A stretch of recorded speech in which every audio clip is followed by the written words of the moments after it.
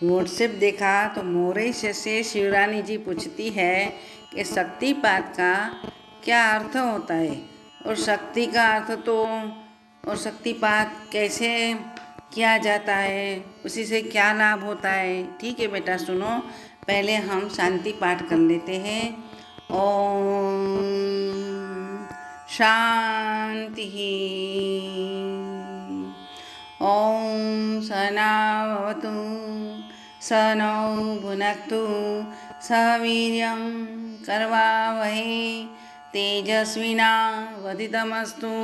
मा विद्विषावहै। ओम शांति शांति शांति। बेटा सुनो, शक्ति का अर्थ तो आपको मालूम है, लेकिन पात का मीनिंग, पात यानी कि पतन होना, शक्तिपात पात का मीनिंग है गिरना। पर देखो बेटा, प्रश्न यही है कि शक्ति तो सर्वव्यापक है, तो कहाँ से गिरेगी? वो हर जगह है, कण कण में है, तो गिरना कैसे हो सकता है? बात आपकी सही है बेटा। सुनो, शक्तिपात का वास्तविक एवं आध्यात्मिक मीनिंग यही है कि गुरु की चित्ती शक्ति का संकल्प से शिष्य की चित्ती शक्ति उसके भीतर अंतर्मुख जागृत कर देना। शक्ति का प्रवाह जल की तरह ढलाव पर ही जाएगा, क्योंकि गुरु उच्च स्थान पर बैठे, सामाजिक तौर पर मानसिक तौर पर भी उच्च स्थान पर है, श्रद्धावान है, पूज्य है। तो उसी का जो संकल्प है शक्ति की का प्रवाह करने का, तो शिष्य की जो शक्ति है, चित्ती शक्ति क्यों, जगदम्बा क्यों, प्रज्ञान क्यों, आलादिनी क्यों, एक ही मात्र है। तंत्र में उसको कुंडलिनी बोलते हैं। तो कुंडलिनी जागृत हो जाती है गुरु के संकल्प मात्र से, कभी स्पर्श से, कभी मंत्र दीक्षा से, ऐसे 3-4 प्रकार से शक्ति जागृत हो जाती है। आपको तो समझ में आ गया कि योग मात्र का है तो ही शक्ति को अंतर्मुख जागृत करना। ठीक है, आप समझ गई है, आपने तो अनुभव किया है ना बेटा। इसीलिए क्या होता है, ये प्रक्रिया में सद्गुरु की चित्ती से शिष्य की सोई हुई शक्ति जागृत हो जाती है और यह शक्ति सर्वत्र व्याप्त है। इसी के साथ कनेक्शन में आ जाती है। जो सर्वव्याप्त शक्ति है ना अखिल ब्रह्मांड में, वो उसी के साथ कनेक्शन में आती है। जैसे बिजली है, जब तक पावर सप्लाई जहाँ से होता है, इसी के साथ जो कनेक्शन नहीं होगा तो ये बिजली हमारे घर में प्रकाश नहीं देगी, क्योंकि कनेक्शन है ही नहीं। इसीलिए गुरु अपनी संकल्प शक्ति से अखिल ब्रह्मांड में जो जगदम्बा व्याप्त है, त्रिपुर सुंदरी, उसी के साथ कनेक्शन कर देते हैं। ठीक है, आपका और प्रश्न है, जागृत होते हैं तो तुरंत क्या फल मिलता है? ठीक बात है, जागृत होती है तुरंत क्रियाशील यानी कि एक्टिव हो जाती है, वह सहज संपादित होता है। आगे पूछिए तो कि शक्तिपात से ही शक्ति जागृत होती है, क्या अन्य कोई साधनों से नहीं होगी, कोई उपासना से नहीं होती? बेटा सुनो, आपका प्रश्न बिल्कुल वाजिब है। वास्तव में जितनी साधनाएं हैं बेटा और उपासनाएं हैं, जितने योग है, जैसे कि हठ योग, लय योग, राजयोग, भक्ति योग वगैरह का मूल हेतु तो एकमात्र ओनली एंड ओनली यही है कि शक्ति को अंतर्मुख जागृत करना है। ये सबका एकमात्र हेतु रहता है। तो ये रॉयल पथ है जो गुरु संकल्प से शक्ति जागृत कर देते हैं, तो हमारे कई समय भी बच जाता है और शिष्य का जो एफर्ट होता है ध्यान भजन करने में, शरणागति का, श्रद्धा का, तो उसी से तुरंत ही शक्ति अंतर्मुख जागृत होके साधक को साधना में प्रगति कराती है। ये सब जो मैंने नाम बताया कि योग ने, जगदम्बा ने, आलादिनी शक्ति ने, ये सब नामांतर मात्र है कुंडलिनी शक्ति का। जैसे पानी बोलते हैं, नीर बोलते हैं, वारी बोलते हैं, वाटर बोलते हैं, लेकिन थीम तो एक ही है ना। वैसे अलग अलग नाम होते हुए भी शक्ति तो एक है।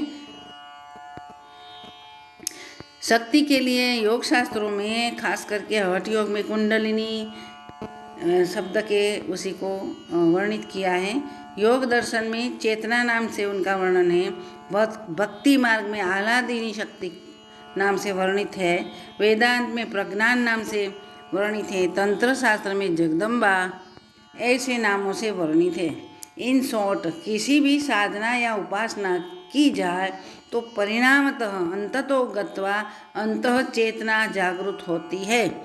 जब तक हठ योग आदि साधन करने की जरूरत है, परंतु इसी में दीर्घकाल के अभ्यास के बाद ही ये फल प्राप्ति होती है, यानी कि शक्ति जागृत होती है। ये करते करते शरीर भी छूट जाता है कभी कभी, परंतु शक्तिपात परंपरा में चित्त विशुद्ध होने से एवं आंतरिक शक्ति जागृत होती है सद्गुरु कृपा के संकल्प से।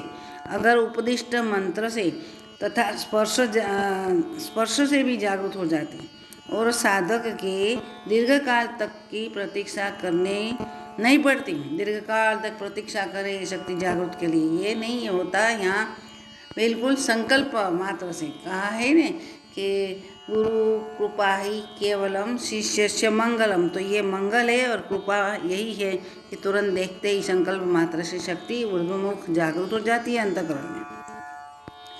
कई बार क्या होता है, साधक ये हठ योग आदि करते करते उब जाता है और साधन भी छोड़ देता है, परंतु शक्तिपात परंपरा में सद्गुरु जी का अवलंबन पकड़ के गुरु कृपा प्रसाद से तुरंत ही शक्ति जागृति का फल प्राप्त होता है और साधना में तुरंत ही प्रगति होने लगती है। बेटा, यह सत्य है कि सभी साधनाएं अगर उपासनाएं शक्ति की अंतर्मुख जागृत के लिए ही है, लेकिन ये सभी बात जो मैं बता रही हूँ वेदांत सिद्ध सत्य है, उसी में दो राय है ही नहीं। शिव सूत्रकार यानी कि कश्मीर में शैविज्म हो गया ने, उसी की बात बताती हूँ। शिव सूत्रकार ऐसा ही समझते, ऐसा ही मानते, ताल ठोक के बताते कि सद्गुरु कृपा ही केवलम शक्ति जागृति का एक और एकमात्र उपाय है। ऐसा ये लोग ताल ठोक से मानते। नारद भक्ति सूत्रों में कुंडलिनी जागृति का कई उपाय बताया है। अंत में कहा है कि मुख्यतः अंत में कई उपाय बताने के बाद कहा है कि मुख्यतः तो महत्व कृपा एवं, मुख्यतः तो गुरु सद्गुरु की कृपा ही एकमात्र उपाय है।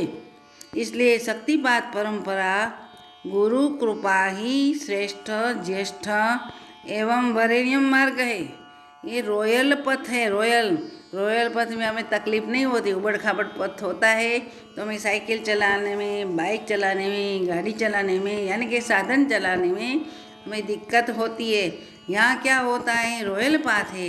गुरु की शरणागति, गुरु पर श्रद्धा और शरणागति, श्रद्धा और सबूरी, हमारे जो भीतर के कई कर्मों जन्मों के कर्म संचित है उसी को दग्ध करने के लिए हमें सबूरी रखना पड़ता है। लेकिन गुरु कृपा होते ही शक्ति एक्टिव हो जाती है, कार्य करने लगती है। 4 प्रकार से करती है, बाद में बताऊंगी, ये एपिसोड लंबा हो जाएगा, ठीक है। तो शिष्य का निरंतर साधनारत रहना ये उसका एकमात्र शर्त है कि भी दीक्षा ले ली, फिर 1-1 घंटा आप शक्ति को वर्क करने के लिए समय दो। इसीलिए बैठना चाहिए, साधन में बैठना चाहिए। मेडिटेशन में बैठना ऐसा आज बोलते हैं, तो मेडिटेशन में कोई बैठने की चीज़ थोड़ी है। बैठने से मेडिटेशन हो जाता है, अगर मेडिटेशन की स्थिति प्राप्त हो जाती है, ऐसा है ही नहीं। बस साधन करते रहो, साधन करते रहो। एक दिन क्या होगा, गीता में भी कहा है, कालेन आत्मनः विन्दति, समय जता आत्मा अपने आप हृदय में प्रकट हो जाता है। तो इसलिए क्या करना है, साधन करना चाहिए। गुरुजी ने जो बताया वही है। संकल्प से शक्ति जागृत हो गई। हर रोज़ 1 घंटा 2 घंटा सुबह शाम बैठे रहो, साधना करते रहो, तो आपकी गति हो जाएगी ऊपर मोक्ष गति की ओर आपकी शक्ति काम करेगी। और अंतिम फल तो यही मिलेगा कि निर्विकल्प समाधि का फल मिलेगा। निर्विकल्प समाधि अगर अपरोक्षानुभूति, उसे कहते हैं आत्मज्ञान। परमात्मा संपूर्ण भीतर प्रकट हो जाता है। कबीर ने कहा है नहीं कि जब कबीर था इस शरीर में तब परमात्मा नहीं था, साहिब नहीं था। वो साहिब बोलते हैं ना परमात्मा को। जब साहिब बैठ गया तो कबीर चला गया, यानी कि अहंकार चला गया। एक बर्तन में दूध भरा है, उसमें पानी डालना है तो दूध निकालना पड़ेगा, नहीं बर्तन खाली करना पड़ता है नहीं। तो वैसे ही हमारा अहंकार, मैं कबीर हूँ, अगर मैं फला फला हूँ, ये जो भाव है देहाध्यास के लिए वह निकल जाएगा। तो गुरु शक्ति इतनी जल्दी से काम कर देगी कि आपको यही जन्म में ही शरीर छूटे इससे पहले तो आपको निर्विकल्प समाधि का, यानी कि निर्विकल्प ज्ञान का उपदेश नहीं, अनुभव सिद्ध स्थिति में गुरु की शक्ति आपको फल दे देती है। दीक्षा के बाद जो अलग अलग क्रियाएं होती है, इसका क्या मतलब है, ये भी आपका प्रश्न है। लेकिन समय बहुत ज़्यादा हो जा रहा है, तो अगले एपिसोड में मैं बताऊंगी कि दीक्षा के बाद जो अलग अलग क्रियाएं होती है उसी का बहुत मीनिंग है, हेतु है। वो शक्ति खुद करवाती है, हम साधन करते ही नहीं, कर्ता भाव यहाँ रहता ही नहीं। सिर्फ शरणागति, गुरु चरण, गुरु का ही एक कृपा मात्र हमारा मंगल कर देता है। तो गुरु पर, सद्गुरु पर कभी भी वो शंका नहीं करनी चाहिए। शंका की तो साधन शिथिल हो जाएगा। धीरे धीरे जो जागरूक शक्ति थी गुरु जी ने हमें कर दी अंतर्मुख, वो फिर बहिर्मुख हो जाएगी, फिर जन्म मरण का चक्कर चलने लगेगा। तो गुरु का द्रोह कभी नहीं करना। गुरुद्रोही ये कई कल्पों तक नरक भोगते हैं, पर गुरु सच्चा होना चाहिए और शिष्य भी पूरा जिज्ञासु होना चाहिए, तब ये घटना घटती है, तब तक नहीं घटेगी। जो परीक्षा करने के लिए गुरु के पास जाएंगे तो उसी को बहुत दुख पड़ेगा, नरक, भयंकर नरक भोगना पड़ेगा, क्योंकि ये करना ही बड़ा भारी विषम पाप है, उसी से वो उबर ही नहीं पाता। तो ऐसे हमारे शास्त्रों में उदाहरण भी ऐसे है कि गुरु का विद्रोह किया या विरोध किया तो उसकी स्थिति मानसिक भी बिगड़ गई, स्वास्थ्य भी बिगड़ गया और नरक की यातना यहाँ तो भोगेगा, लेकिन शरीर छूटने के बाद भी उसे यह यातना